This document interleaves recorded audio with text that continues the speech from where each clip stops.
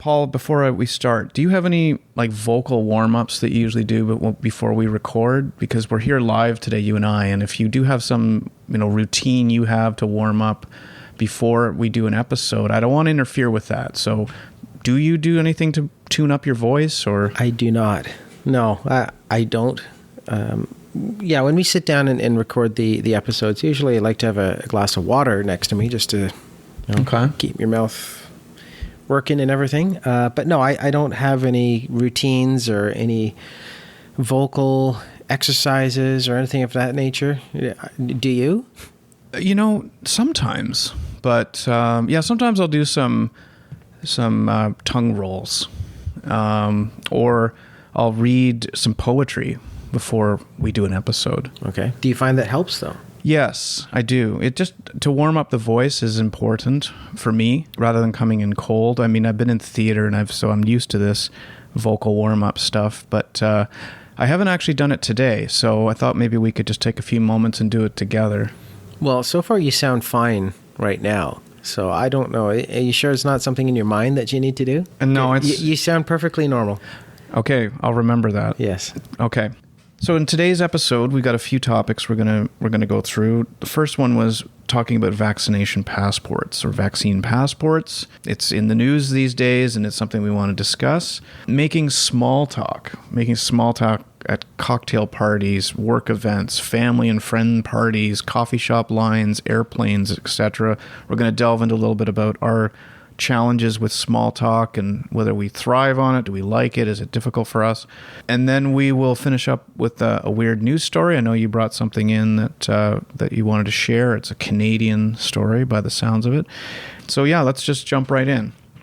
You wanted to talk today about vaccine passports. It's in the news now with different provinces in Canada in particular that are talking about these vaccine passports. I think other countries are contemplating them, and there's some controversy associated with it, of course. So what are you thinking on this? What did you want to talk about with respect to vaccine passports?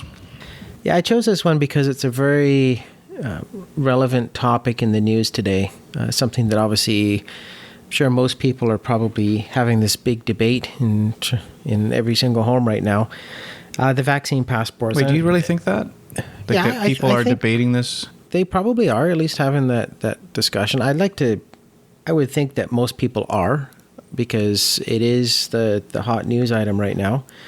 Well, they're probably debating it if there's a mix of opinion, perhaps. Maybe. But in houses where people believe in it, I don't think, like in our house, we believe, there isn't a debate going on in this house, because I think on our side, we believe in it. But anyway, let me let you continue. Yeah, I just wanted to tackle the subject matter of the vaccine passports, because it's a very interesting debate, in my opinion, and I'm sure many of our listeners will have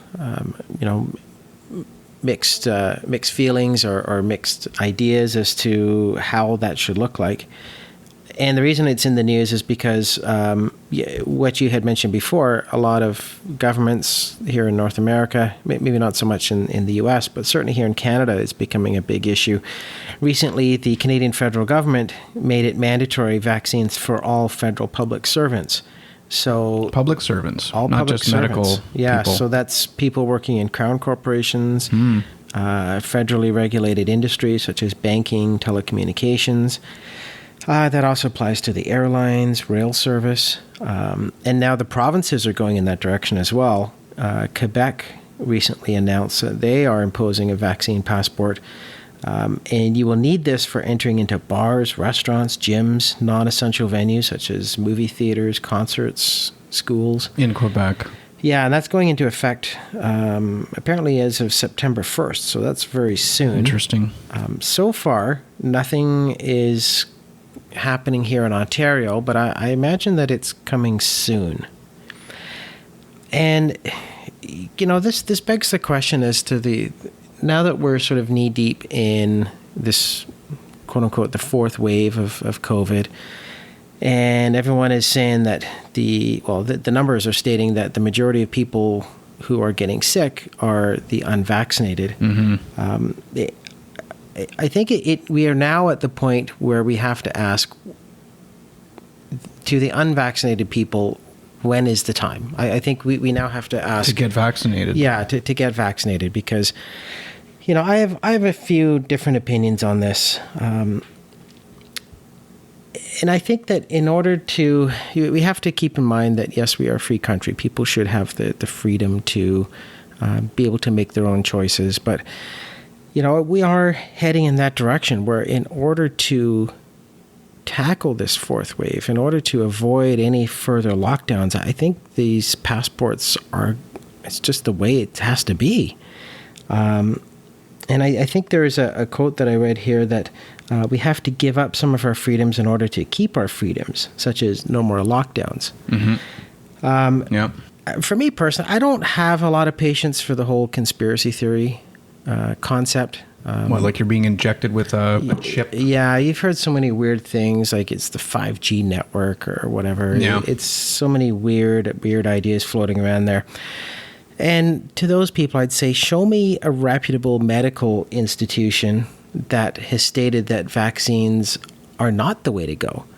Correct me if I'm wrong, but I think pretty much the medical community in all of Canada is I would say, unanimous in their support for the vaccines. Vaccines or the passports? Well, for the vaccines. Yeah. I don't think the medical community has stated any particular opinion on the actual vaccine passports. Right. I think that's more of a political issue. But yeah, I think we're at the point now where we know for sure that the vaccines are working. Pretty sure, yeah. Yeah, fully vaccinated people are not the people that are ending up in hospitals. Yeah. Obviously, yes, there is a chance people can still get sick, but obviously much less symptoms, or for the most part, probably asymptomatic. Yeah, less serious, less hospitalizations, or less need to be hospitalized. So it's just, you might get it, but it'll be extreme, like you said, asymptomatic or extremely low symptoms. But it is a slippery slope here, because I know that it's not always a black and white situation. So, for example, I know that there are some people out there, with respect to the vaccine hesitancy. Maybe some people had a bad reaction or allergic reaction to the first shot that they had, and they're very nervous about getting the second. I completely understand that. But I know where do we go? How do we get the vast majority of those unvaccinated people in order to convince them? And maybe this vaccine passport is the answer. Mm-hmm. Maybe we have to impose those types of restrictions on people to say, listen, this has to be done. This is, regardless of your hesitancy with respect to the vaccines, this is something that's almost bigger than just one person. This is for the greater good. I think by now we can safely say that the vaccines have saved lives.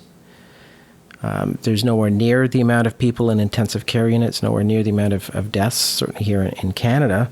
And, if we look south to the U.S., that's kind of an example where if you don't have enough people vaccinated, because there is so many unvaccinated people in the U.S., the virus is running rampant in the U.S. To the point where they're never going to get rid of it. In my opinion, we have an opportunity to be able to, I wouldn't say fully eradicate COVID, but at least bring it to a very manageable situation where we can carry on our regular everyday lives. And Canada has an opportunity here to be a world leader in the fight against COVID. So, I think this is an opportunity that Canada has to seize upon. So if having COVID passports is the best means to, in some ways, kind of force people to get the vaccine, then that's something that we have to do. Because, keep in mind that the longer that this virus hangs around for, then, the greater likelihood that it could continue to mutate.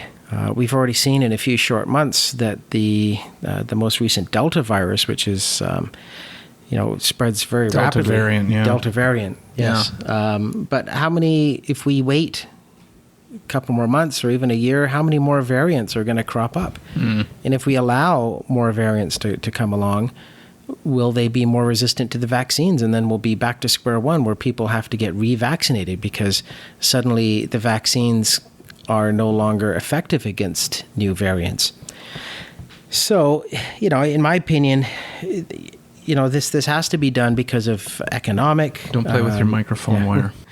The psychological impact that it's had on people. I don't think people can really tolerate the thought of yet another lockdown, especially as we go into the fall and winter. And sort of reading a stat here, 72% of Ontarians 12 and up are fully vaccinated, which is pretty good so far. Mm-hmm. And it's... And a percentage of that is people that haven't quite got to the point where they can get the second dose, I think. Is some of that percentage that isn't vaccinated.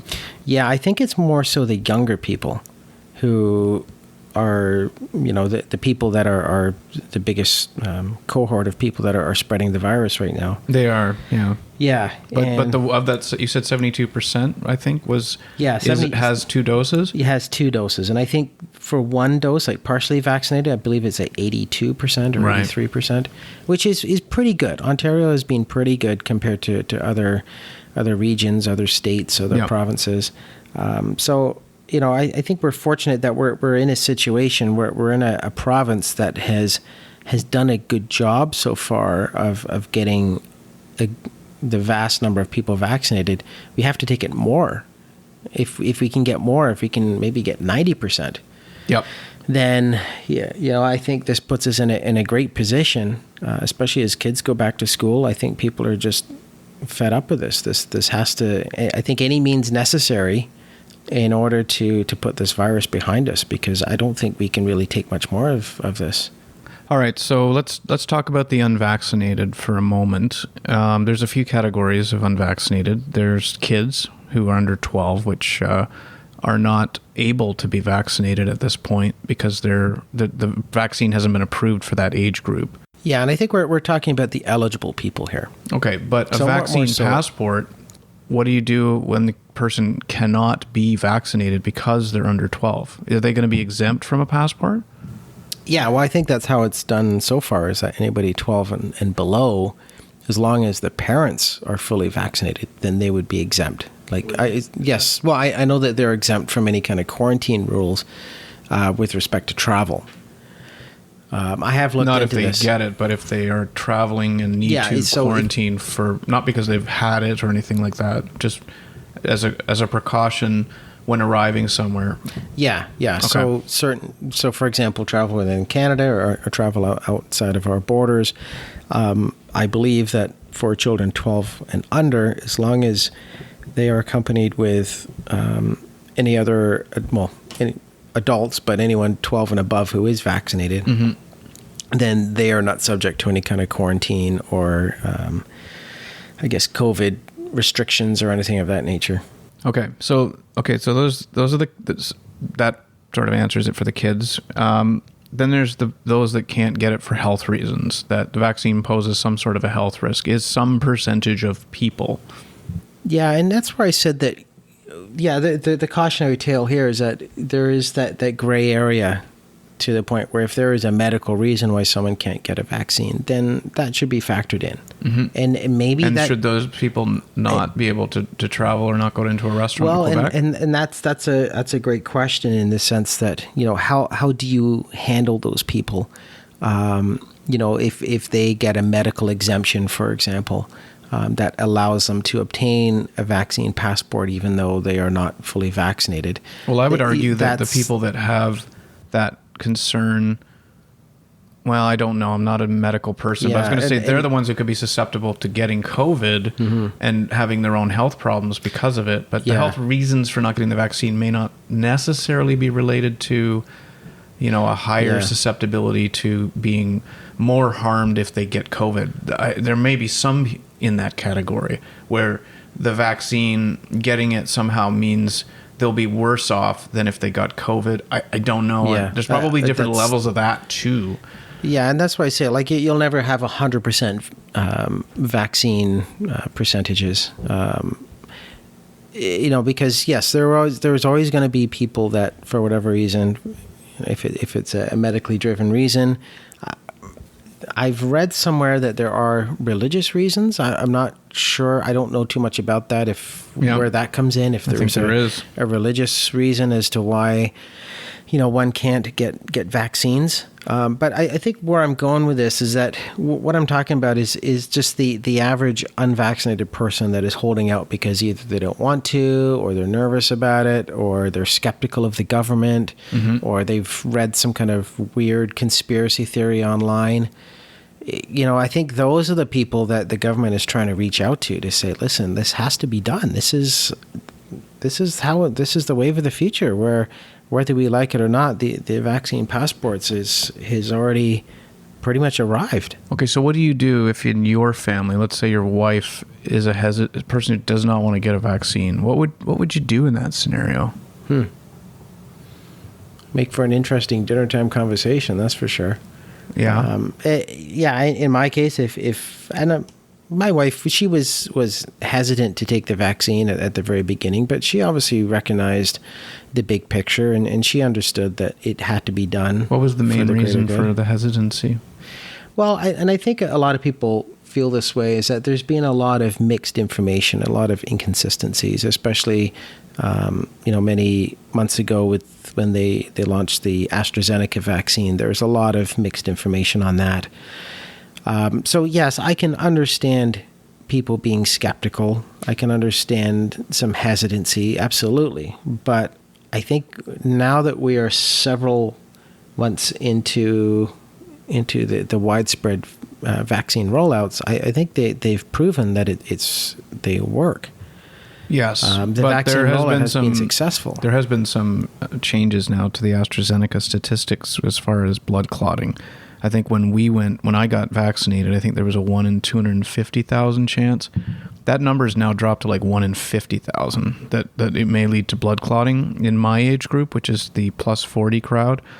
But back then, I should say the 40 to 50, because I think older people with the AstraZeneca, and I don't want to be spreading misinformation. So with AstraZeneca, I forget whether the blood clotting goes up in chance if you're older or down in chance. But there was a big change in terms of the number of, like, the percentage chances of getting blood clots. So, yeah, but that's been shoved to the side. Chance, yeah. Down. The older you are, the less chance.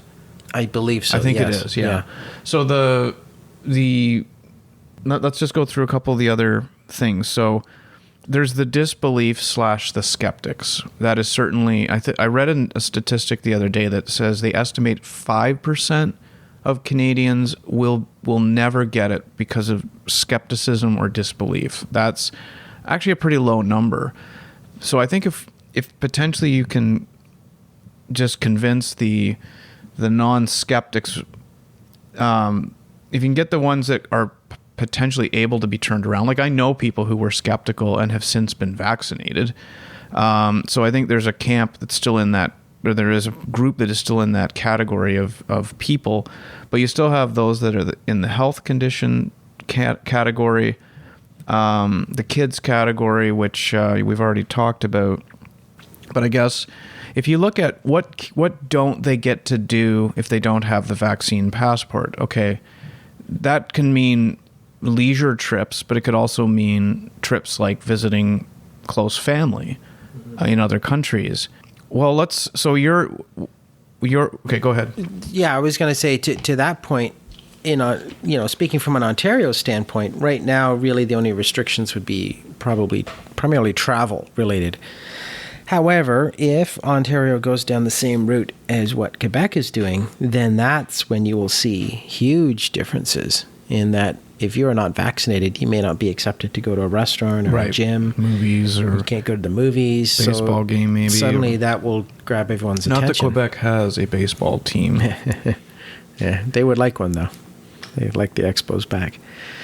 Yeah, but the point is that, this is a very controversial topic in Quebec right now because... But the vaccinations went way up, apparently, once they started talking about this. Yeah. Vaccination numbers spiked. So as a way to potentially push even more to get vaccinated, if Ontario starts talking about this, then if it pumps another 5-10% of people out there to go get vaccinated, then I think that's a good thing. Yeah, absolutely.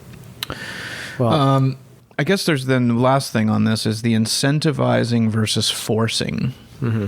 Now, I don't think you're advocating for forcing vaccinations, like knocking on doors and yanking people out of their homes to get vaccinated. No, I think once you start forcing... Or do you? Really? No, you're not. No, I think once you start forcing people, then you're truly talking about violating civil liberties. I think as a democratic society like we have, I think that would be too dangerous a slope to go down where you're mandating it. Yeah. But you wanted to make it... We are sort of mandating it depending what your job is. If you're a federal employee, suddenly it's now mandated. Yeah. But yeah, I think what the route that Quebec is doing, where it's being incentivized, where, the vaccinated people enjoy more freedoms than unvaccinated. Well, yeah, if that's working, then that should be the case. And as a fully vaccinated person, I should have more rights and more freedoms than someone who's unvaccinated, because you're less of a risk technically to others. less of a risk. Other people are less risky to you.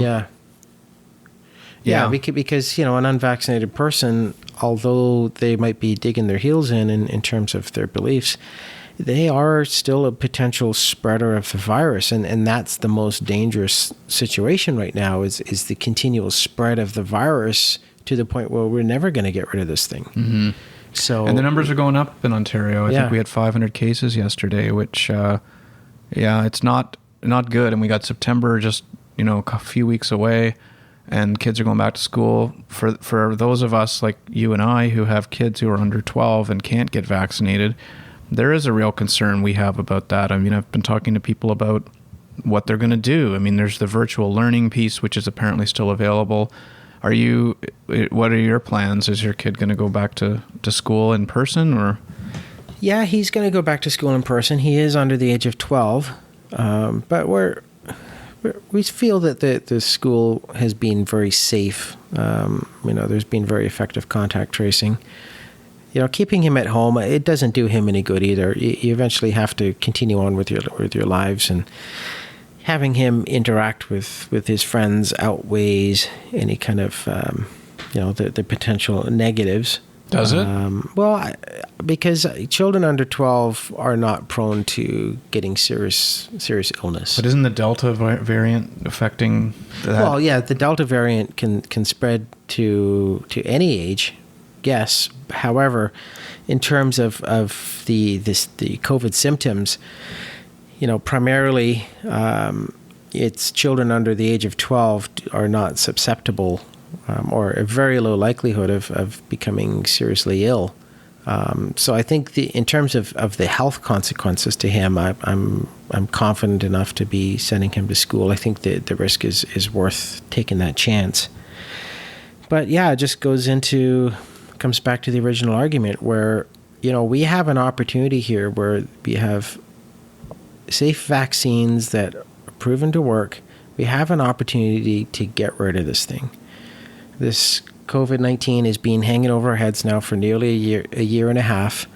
Yeah. We have the ability to basically purge it from our province. So take that opportunity, seize that opportunity, and just get the bloody vaccine and just be done with it. Yeah, I'm a believer that in this case that there should be certain limitations to those that aren't vaccinated, just because it has to be that way. Because I think because when it comes to equality or things like that, I think you have to look at it in the sense that what are we supposed to do? Wait for the 9% that are refusing to get vaccinated so that the 91% have to go through lockdowns and things like that? I don't think so. And so, I mean, we're not saying you can't be around. I mean, you're just going to have to follow more rules for those that aren't vaccinated. And we're also at the point now where lockdowns are no longer sustainable. We can't go down that road again. The economic impacts, and I mentioned before, even the psychological impacts, like the the psyche of everyone. We can't go down that road again. That we have to continue on, keep things open, continue on with our lives, despite whatever the Delta variant is going to throw to us. So therefore, we're at the point now in the COVID battle that these vaccines have to happen. Because, as I said, if we look south of the border, this thing is running rampant through some of the most populous U.S. states. Florida, Texas, California, I think, have the highest numbers. And they can't get rid of this thing. And that's because there's not enough people getting vaccinated. They haven't achieved anywhere close to getting that herd immunity. I think maybe we look at it this way. For now, there will be restrictions for those that don't have the vaccine, whether it's by choice or whether that's because you can't. And that is just a fact of life in the age we are living in this moment. And it hopefully won't be forever. And that's, I think that's if, we've been through various phases throughout this whole situation. Stage 1 of lockdown, stage 2's state of emergencies, all these different things that have happened. And I think this goes back down to now it's like if you're in this category, then you will have to follow different rules than the rest of the people in the name of us getting past COVID-19. This episode is brought to you by Pace Painting. Pace Painting, serving all your painting needs, whether commercial or residential. Reach Pace Painting at paintwithpace@gmail.com or via their Facebook page, Pace Painting Inc. Or call Peter at 289-356-7744. Paint with Pace. All right, small talk. Small talk came to me the other day. I was at and when I say small talk, I mean making small talk. And I think most people know what that means. If not, they'll probably understand it by the time I kick into why I wanted to talk about it. The other day I was at a work event, and I was, we had a few people I'd never met before that were at this event. It was a sporting event. Actually, it was the Canadian Canadian Open men's tennis. Never been to a live tennis event, which is a topic in of itself, I think. But we had a few people there that were guests, and I just got to thinking about the whole, like, there are some people that have an easier ability to strike up conversations with people they don't know that well. And, there was one particular person that was there that I was trying to get a little bit closer to in terms of, getting to know them. It's a customer of ours. And I was just trying to think of things to talk about. And this person was a nice person, but trying to sound interesting and trying to be humorous and trying to ask things that were, somewhat original. And it just got me thinking, like, what's our opinions about small talk, and do we struggle with them? Introverts versus extroverts. I categorize myself in the borderline of introvert, extroverted, probably slightly on the extroverted side, but I do like to retreat into my shell now and then. So I struggle quite often with small talk, and I just wanted to discuss it, like, for those out there who also struggle with small talk, or for those that don't and actually enjoy it and find that as a great way to meet people, which leads to other things and more deeper relationships. I was just thinking the amount of energy it burns is, I think as I get older, it's starting to take more energy, and it's bothering me more. You become a grumpy old man? Well, I hear where you're coming from. Yes, especially a work event, it can be a little tiring, maybe a little repetitive at times, but I think most people don't realize throughout the course of their day how important small talk is. You don't realize how many people you're interacting with, whether it's outside clients or even people internally. Just striking up a casual conversation before you jump into, the actual meat and potatoes of your work subject matter. Well, before you continue, I just wanted to just outline, I identified 4 categories of where small talk factors in. There's a work event, we have customers, a work event. There's a cocktail party, which could also fall into that. So there's small gatherings, there's cocktail parties, 200-300 people. There's personal potential for small talk. You go to a friend's party or family party, and sometimes a cousin you haven't seen for 10 years, or a person you're introduced to that's a friend of the host. Then there's the coffee shop line, I'll call it, the category, which is you're just in a coffee shop, standing in line. You're going to get served in a couple minutes, but there's someone in front of you, and you're just like, do you strike up a small talk?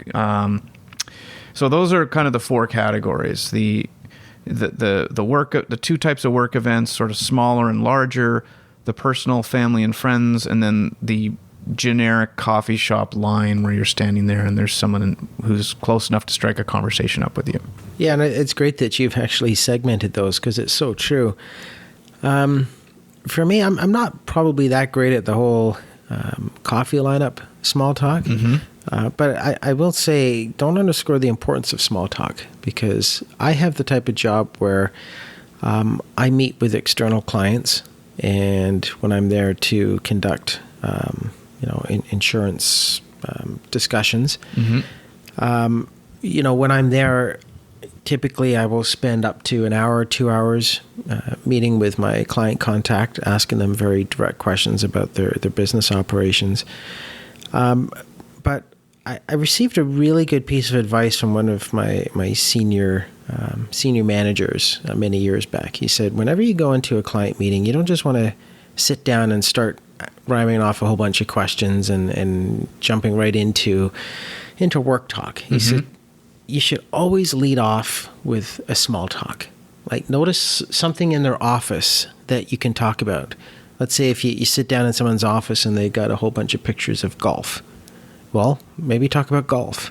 Or, I don't know, just maybe... Dale Carnegie talks about that in How to Win Friends and Influence People. Exactly. Like, look at the artwork or... Yeah, artwork, or if they have a picture of their car or something. Like, just something that you can talk about. And I've thought about things that it's tricky as to where you interject some of these questions. When you're meeting someone for the first time, there's that little bit of awkwardness, or, how's it gone? Or, gee, nice weather we've been having. The weather is always good. That's always a good icebreaker. Is it? Or is it just cliche? Yeah, it's a cliche, but it still breaks the ice nonetheless. Yeah, there's always those... Where are you from? What do you do for a living? Yeah, there's the good icebreaker questions that you ask. But for me, because in my role, I get to spend up to hour to 2 hours to have an in-depth conversation with individuals, there's more time to interject those types of questions. So, for example... And more opportunity to do it, because you're coming in there with an agenda.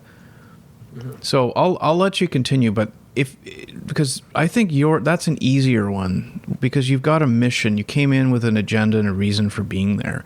Yes. Which, you go to a social event with a client. There's obviously a reason to be there, but sometimes it's not as easy in those scenarios, because, you've got your checklist of which you ice break it with a few questions, but that's very true. For other things like a cocktail party. Yes, cocktail client party where you've got a whole bunch of clients there, and you run into maybe a client you don't know that well, but you need to get to know. Well, you and I have attended many insurance conferences, and those are great networking opportunities, but you're right, by the end of the conference, you feel like you've had the same discussion many times over. For me, some of the things that I talk about, sports, that's always a good icebreaker. Sometimes people may not be into it, but if someone's a hockey fan, then that's a really good place to start. Well, that's the thing. If they're a fan of it. You talk about vacations. So, when's you planning any vacation this year? I always find that's a good one to start off with a decent conversation. Even something like what your kids are into. Let's say both your kids you find out. But what if you don't? His kids play hockey or something. Okay, yeah. But sometimes you will meet that person that you have absolutely nothing in common with. And those are the types of discussions that can be a little bit awkward or a little bit forced. You're not going to have a rapport with every single person you meet. That's just not feasible, not possible. But by asking a number of different questions and just kind of feeling out the situation, usually I can find something that you can have somewhat of a conversation. And usually once you have once you start the flow of that major conversation, typically other stuff will start to come out. Yeah. I think if I look at these categories, so I'm also not really a coffee shop lineup kind of talker. And we know people in our social circles who are. Oh, you know, yeah. For Yeah. example, Mike is somebody who's been on the show a few times. Mike is somebody that can do that. He's pretty. He seems like he's a natural when it comes to striking up conversations. And for me, sometimes I just don't feel like doing that. Mm-hmm. It's not like I'm sitting there saying, "What can I ask this guy in front of me?" And normally I don't to get do that into either, a conversation with them. Sometimes that's more the cocktail scenario. So the coffee shop one, I'm not really prone to striking up random conversations. I'll use the plane example too. You sit next to someone on a plane. How often have you initiated a conversation with someone on a plane sitting next to you? Probably not that much. Yeah. Yeah. And if people do it to you, are you receptive? Yeah, I'm receptive. I'm always polite. I would never just kind of brush them off or be rude to them. What do you do if you just don't feel like talking? Do you say something, or do you have a signal? You put your headphones on, or? I haven't really had those many opportunities where you have to kind of shut someone down, I suppose. But yeah, I guess if somebody is asking you a whole bunch of questions, and as long as you try not to go into too much detail, maybe if you do like yes or no answers, then maybe close-ended answers. Close-ended answers. Maybe that's sort of a bit of a deterrent, or sends a message that you're not really interested in carrying on this conversation. Okay, so let's move. So then there's the client event. Let's say small client event, like maybe 6 people going out to a tennis match to watch the professional tennis. That one, I would say, if I was to rank these, by the way, let's say coffee shop scenario, trying to strike up a conversation, I'd put that at difficulty level for me is maybe a 5 out of 10, 6 out of 10 to do it. Desire to do it is usually quite low, so I'll put it at a 3, but ability to do it, I'll put it at a 5 or a 6. What would you rank your ability to strike up a coffee shop line conversation? Your ability, not your desire, your ability to do it. Yeah, probably like a 6. Yeah, you could do it, I think. Yeah, oh yeah. Yeah, 6 or 7. I could do it, but you're right, it's the desire. So what's the desire level? Normally I don't, maybe like a 2. Yeah. When I'm in a coffee shop line, I just want to get my coffee and get out. Okay. I'm not there to make friends. So yeah, the desire would be low. I don't mean to come across as sounding rude. I want my come across like an asshole, but that's just how it is. Get out of there. Yeah. All right. Client event. Different because it's part of our job. Yes. So client event, ability to socialize and ask questions and feel like you're able to break ice and things like that. What's your skill level at that? I think I'm pretty good. We've been in the industry for a long time. The last 2 years kind of maybe puts you a little bit out of practice because there hasn't been a lot of events due to COVID. But yeah, that's true. I think we need to give ourselves a bit of a pass on that too. Yeah, a bit. But usually client events, especially depends on what it is. Especially if you're golfing, like I've attended golf tournaments where you're put in a foursome where you don't know the other 3 people. Mm-hmm. And usually I always do a really good job of networking. I'd say I'm actually quite good at that. So what's your rank? Or what's your skill level? 7, Probably 8? like an 8. 8? Okay. Yeah. Desire. I'd say a 6 or a 7. Usually I go in there with a pretty open mind. So you like it. Yeah. So take away the work aspect that you need to do it. So you're still a 7. You say a 7? Yeah, I'd say so. Okay. Yeah, because you know what? It's even when... So here's an example. Last week I was golfing with 2 other friends. And they because the golf course was busy that day, they put an additional person in our group. So, we're golfing with a guy. I've never met him in my life. But you know what? I made the point of going over and say, hey, how's it going? And how you doing? And where do you like to play? How's your golf game this year? Like starting with the small talk, and then it can lead to other things. So yeah, I could have easily just ignored him and just sort of cast him off, just say, oh, I don't know him, so I don't need to talk to him. But no, I made a point of making him feel welcome to our foursome and getting to know him a little bit. And because of that, he was a really nice guy. I enjoyed having him in our group. I enjoyed golfing with him that day. I think that's another thing too, though, is, who the other people are. Are they easy to have conversations with and break the ice with? We've all had the dead fish scenario where it's like taking blood out of a rock, where you just can't get anything going, versus a really cool, funny person that's just great to talk to. I love those. For those interactions, I'm a 9 out of 10 on those, but sometimes when you just get that, there really isn't a lot in common. The person's just not really responding. But keep in mind that, when you're meeting those people, if it's at a work event or if you're paired up with someone at a golf course, typically you'll find a commonality. If nothing else, for example, when you're on a golf course with someone, you have that connection with golf. Otherwise, why would you be there if you didn't? So that's always an excellent icebreaker to say, hey, how's your golf game? How many times you get out? That type of thing. And then it can lead to other discussions. And, it's one of those things where I'm not afraid to get out of my comfort zone. A couple of weeks ago, I was on vacation in Quebec, and there's the resort that we were staying at had a phenomenal golf course, which I really, really wanted to play at. So I golfed by myself. Like, I didn't have any golf partners. I just booked a tee-off time for myself, and they paired me up with 2 other guys who were really nice guys. I had an excellent time. That doesn't always work out. Yeah, no, it doesn't, but 9 times out of 10, I'd say it does. And yeah, that's an example where a lot of people wouldn't have done that. A lot of people would not have either golfed by themselves or want to have been paired up with people that they don't know. Right. I'm okay with that. Yeah. And yeah, I had a great time. They were nice guys. We had a lot of commonalities, like enough stuff to talk about to make the time pass and make it an enjoyable experience being out there on the golf course. You're out there for 4 hours, so you got a lot of time to talk to them.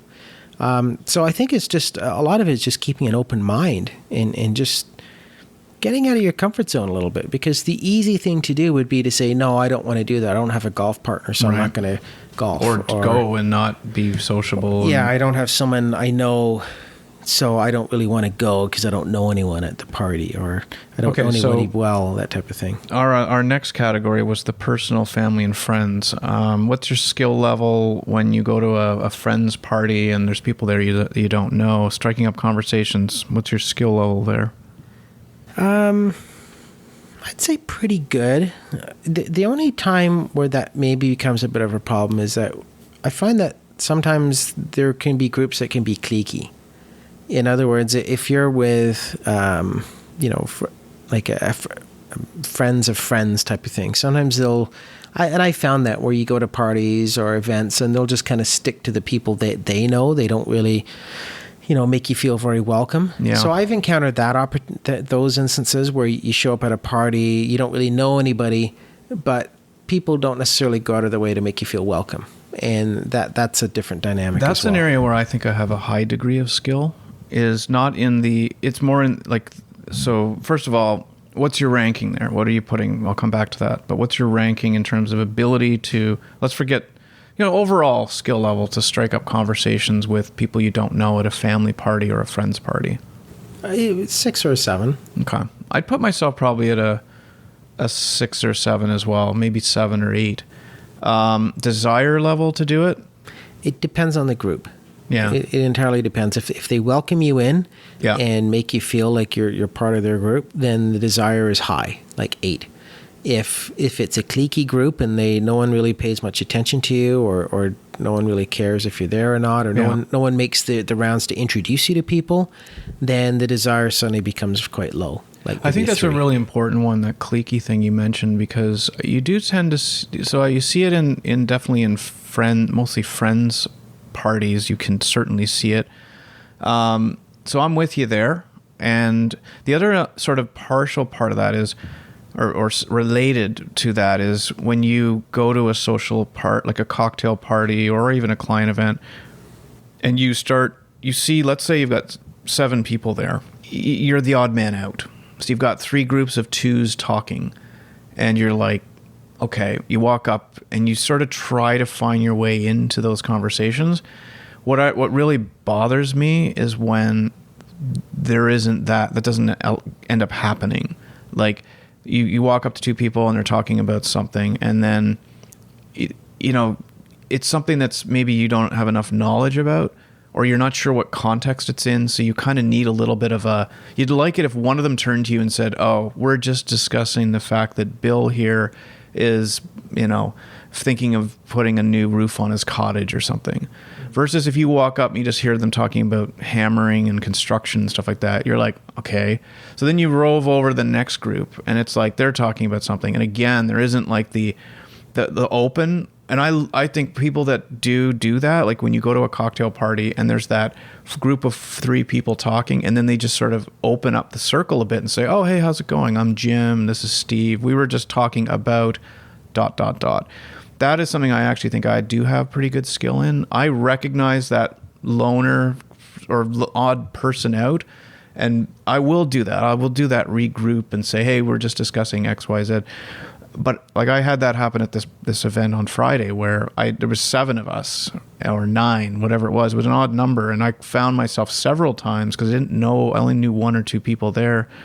I found I was getting into that, feeling like, well, you know what, everybody, fine. I'm just going to go over here. No one needs to worry about me. Yeah. I'll be in the corner if anyone needs me. Just That's right. Quietly sobbing to myself. Exactly. Yeah. But why don't I just leave? Yeah. So those are where I think the energy levels drain out of me when I have those scenarios, and I try to combat it and counter it when I see it. When I'm one of those people in the discussions, I try to open up the circle and bring people in. So yeah, I'd like to think I do the same thing as well, because I recognize that initial awkwardness, person kind of drifting over to your conversation, wanting to sort of be part of a group, and I'm conscious of that. I try to incorporate them into the discussion, or ask them a question to start to include them. But yeah, I've been there before, especially, many cocktail parties, attending many insurance functions. And yeah, there's always that initial awkwardness or that hesitancy. And some people are good at welcoming, others not. But you're right, it's good to differentiate the ability versus the desire, depending on what the situation is. I did have a few tips for people. A couple things that resonated for me. Think of small talk as a light appetizer before the main course, and approach it with renewed purpose. For introverts, they tend to be curious people. Channel that curiosity into the small talk. Ask questions. Another one was like to deepen the conversation. Rather than say, what do? You could say, what brought you to that line of work, or what made you enter that profession or decide to enter that profession. So that takes it, to the extra level. And going back to what you were saying about COVID, be kind to yourself. Like, don't be so hard on yourself that feeling like, oh, I bombed tonight. I wasn't able to strike up meaningful conversations with people. You know what? Like, that's just, I think we need to relax a little bit. We probably we're better than we thought we were. Yeah. And we should differentiate that when it comes to the small talk, this is intended small talk face-to-face. One thing I'm not so good at is small talk over Zoom meetings. That just feels so awkward and weird. Like that's something I don't do a very good job of. Is the whole, the Zoom conference call, and we've had, at various points during COVID, you have team socials where you talk over Zoom. I find it's okay one-on-one. Yeah, one-on-one is good. But when it's the group of 6 or 8 people and you're trying to you're waiting for the break in the conversation, and then you start talking, it's awkward, and you don't get heard, and people start talking, then, and then it's like, oh, Paul, what was that? Yeah. And like, what was that was 2 minutes ago. Yeah. Okay. Yeah. I forget. And the joke's already gone. Yeah. So no, that's something I will not miss. Hopefully, as we come out of COVID, is the whole Zoom meetings. Meeting people face to face is so much better. I do much better in a face to face environment than talking to someone over Zoom. It's so impersonal. It's time for weird news. I find this is a topic that we sometimes don't do, but more often than not, we're able to find something. So you, in fact, have a Canadian weird news story to share. Yeah, it's not Japanese. Can you believe that? I did tell Salim that we would back off the Japanese weird news story. So I'm going to come right back at you, Salim, with a Canadian news story. So Paul, tell us what you got there. So this one is a local one. So yeah, when you say local, what do you mean? Well, it's in Toronto.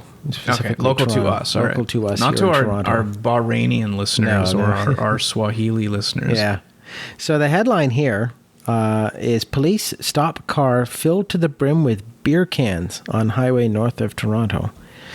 So yeah, what happened here is that the Ontario Provincial Police pulled over a car during a ride check. And a ride check. Yeah, I was just going to say, those who are not familiar with a ride check is that the police will do, I guess, stop points at various highways or checkpoints at various roads and highways to basically ask people if they've had any alcohol to drink. Typically they do this at Christmas time, but they also do it in the summer because of cottage country. A lot of people coming back from cottages, coming back into the cities, typically on long weekends. Anyway, so yeah, this was a guy that was stopped at a ride check. So the direct question they will ask is, have you had anything to drink today? Mm-hmm. And yes, the person who was pulled over was driving a Toyota Corolla, which is a smaller type of car, but they had, there was empty beer cans filling the back of the Toyota's cab from the floor nearly all the way up to the roof. But the driver was not found to be impaired. Okay. Yeah. So yeah, this was a guy coming back from the cottage. He was charged clearly had a good time. Yes. Yeah. Hopefully he didn't drink that all in one weekend. Jeez. He was charged under the Highway Traffic Act for having an insecure load and for driving with a license under suspension. Insecure load? Insecure load, because I guess it would interfere with the driver's ability. Okay. So that was a penalty of $130. Maximum fine up to $1,000 if convicted. But yeah, insecure load. I mean, then one implies that something that's not strapped on properly to the back of a truck or something, or the roof. Yeah, it's kind of, I guess it could be clanging around. These beer cans would be clanging all over the place and maybe dropping in front of his brake pedal or the gas pedal. Or, that's probably it. I think it was so unusual. I think the police had to charge him with something. They just had to come up with it. Filing through the book of things and saying, all right, we got him on insecure load. He's not drunk, but he's got all these beer cans. Yeah. So this is a story where, okay, if you're listening to what we're saying here, it probably doesn't sound that interesting, but what you need to do is show the picture. Yeah. If you show the picture on the show notes, you'll understand why this is such a weird story. Because when you look at the picture, the entire back seat is literally filled with beer cans. Yeah, the window, if you're looking at the car from the back, the entire back window, I think there's about a 6-inch stretch from the top of the rear windshield where that you can see through the car to the other side. But below that are just beer cans that are piled up. I see Budweiser beer there. I see some Labatt Blue, it looks like. Well, it didn't go into detail as to how... I see an Ultra can. Yeah, how this was acquired. Like, if this was years and years of saving up. Yeah. I'm assuming this guy was taking it back to get for recycling purposes. But yeah, it's just unusual as to why you would put that many beer cans in your car. And on the side window, it's stacked up the same way, like it's in the back seat. Now, he doesn't look like he has anything in the front seat, so at least he limited it to the... Yeah, at least the driver's side, the front windshield was safe and secure, right? I mean, the smell in that car. I was going to say, like, how long are depending on how old these beer cans are? Oh my God, the smell would be disgusting. Like flies, even bugs. the time that I save up my beer cans and take them to the beer store for recycling, just the smell alone, just for like a couple of cans, smells, makes your car smell like a brewery. The stale beer is not a nice smell. Plus, you get bugs and stuff. So, I can imagine that this car was just really, really dirty and stinky once you took these cans out of it. Returning beer cans to the beer store, okay, this is a first world problem. I get it.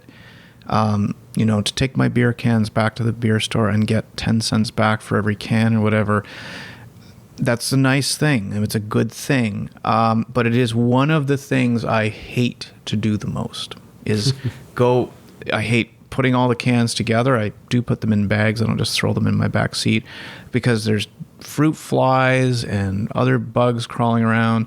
I try to seal it up. And cans, they get all loose, right? So they're all over the place.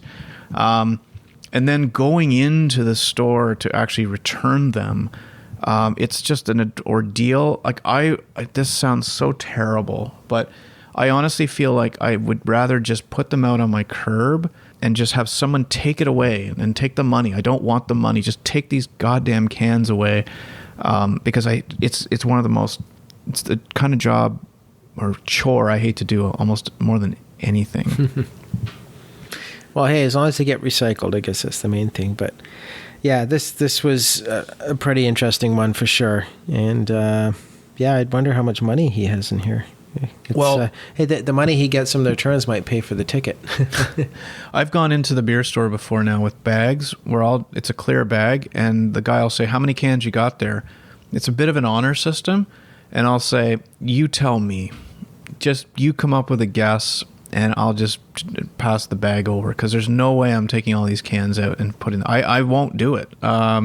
So I just take whatever number they say. Oh, it looks about like 60 cans in there, and I'll say, great, done. Off we go. I went in the other day and did it, and unfortunately we had mixed bottles in with the bag. And when the guy picked up the bag and he heard the bottles clanking, he says, uh-oh, no, you're going to have to open that bag up. We can't take bottles mixed in. And I see there's some non-alcoholic ones mixed in there too, so you're going to have to take the bottles out. And I went in there with my hands, the smell. Yeah, it's sticky. Yeah, it's a dirty job, but...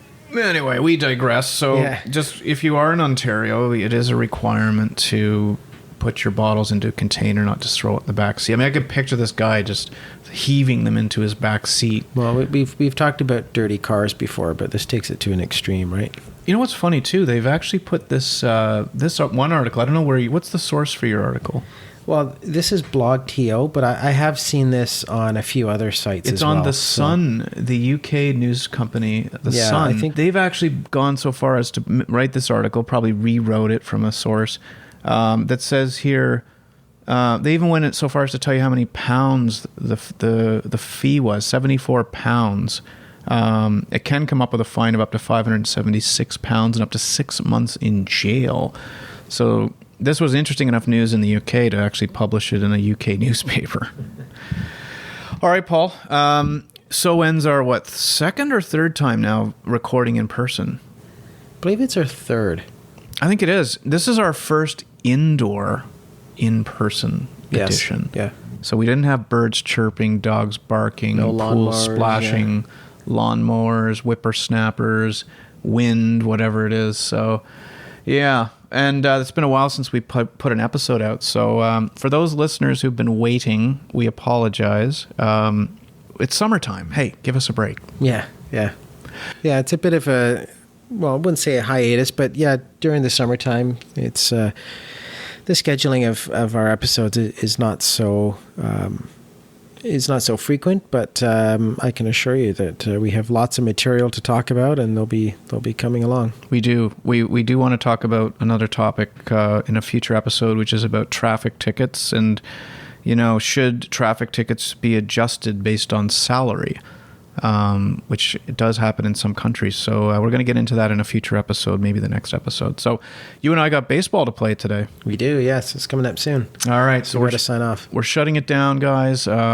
Looking forward to the next episode. Enjoy the rest of the summer. We will be back sooner, I hope, than the last time, but you'll hear from us in a couple weeks.